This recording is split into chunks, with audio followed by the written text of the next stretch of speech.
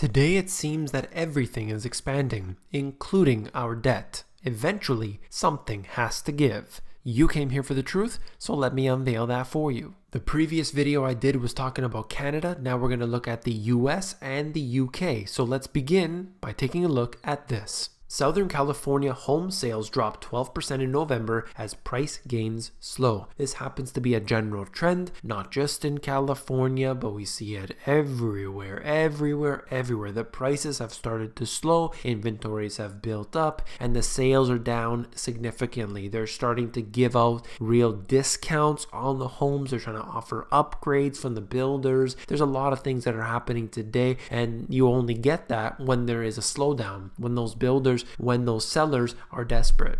You're not going to have it in a very hot market. It doesn't work like that, and you're starting to see this as becoming a trend all over the place. So that's one. When you see the chart, just gives you an idea from 2008. Obviously, we saw the deflation in real estate that occurred, and then prices picked up. Right now, Southern California median home price sitting at $522,000. That is excessively high for many people whose wages doesn't even come close to this on a price to income ratio. Looking at this next one, decelerating, accelerating. Of the 100 largest markets, these ones saw the biggest rent declines or gains. So you'll see some of them in the negative, some of them positive. Syracuse, for example, minus 10%. Toledo, 9%.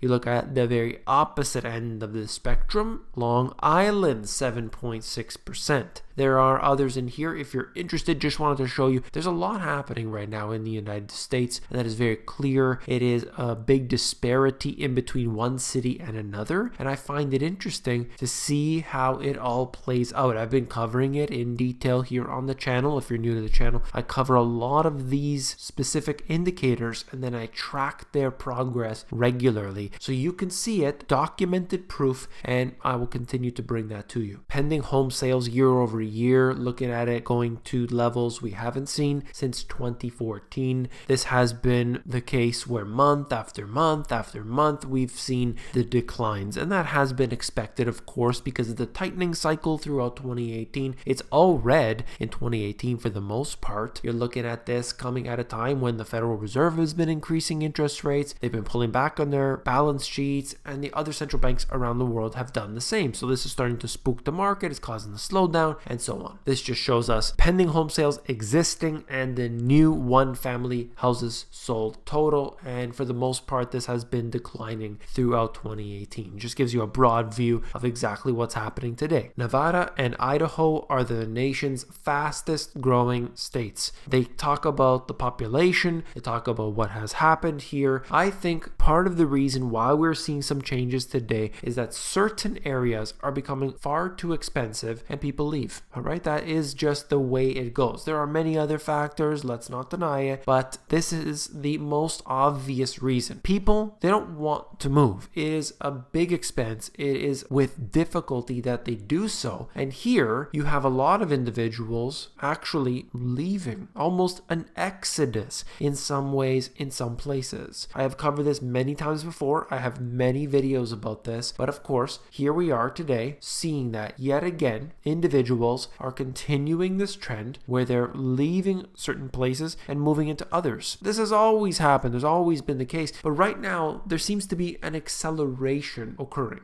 How does your state stack up? Population changes for states and Puerto Rico. You're looking around the percent change. So when you see the dark purple color, that's 2% or more. You can see the blue states, that's the population loss. All right, we see a few of those, and one of them happens to be Illinois. I covered this, of course, many times, and we tend to see this in times of great despair. People are worried, they're concerned, they're pushed to the edge, so they leave. New York is also experiencing this, and I will show you something in a moment. Illinois declines in population for the 5th year in a row with more than 45,000 fewer residents. Now, the population subtracting by 45,000, maybe that's not the biggest deal in the world, but the trend is what's important. And what do? Less people to pay taxes. They just increase the taxation. That's all. That's what they're going to do to individuals that are in Illinois right now. I have heard from many people so many times over the years that their taxation continuously increases to levels they simply can't afford. They're moving. I have heard this not just from reading articles, but I've heard it from countless people who live in Illinois or used to live in Illinois that it's time to go, or they couldn't take it anymore, so they left. All right, this is a trend, and I have been hearing it from people on the ground. If you are one of those individuals, please share that information so others around the world can see. States that lost population from July 2017 to July 2018. New York right here, seeing this as the total change being the highest, but in terms of percent, Illinois happens to be the highest. It is declining at a pace that, look, it's 0.25%, or in the case of Illinois, 0.35%, but it doesn't matter because we're seeing a trend. We're seeing people that don't want to live there anymore, and they're moving out. I'm sure in the next crisis, we are going to see some big changes happening with these two states. They need to find ways to increase the affordability. The assets have to decline. If not, you're going to see this trend accelerate throughout the financial crisis part 2. And now I want to talk about the UK before I leave you off on this video. UK suffers slump in wages over the past decade. You're seeing London right now, the cumulative real pay loss since 2008. London top in the list, 20,000. That's a big deal. And you see that being a trend. While London is on top, there are other places here that may be familiar to those who live in the UK, or maybe you know of these different areas, whether it's the southwest and the northwest and so on. You're seeing major changes to the wages. And so what has happened with real estate over this period of time since 2008? Has it increased? Probably, and yet the wages have declined. What about food prices? Have they increased since 2008? Probably, at least somewhat. Energy prices, gasoline. While we have small dips in the different prices of items that we pay, in general, things get more expensive and it outpaces our wages. This is one very good example of that. If you are in the UK, can you let me know what's happening with the situation there related to wages, jobs, employment, and so on? This right here is just basically showing the same information from the Trades Union Congress. So that gives us the data from two sources. If you found this video informative, please give me a thumbs up.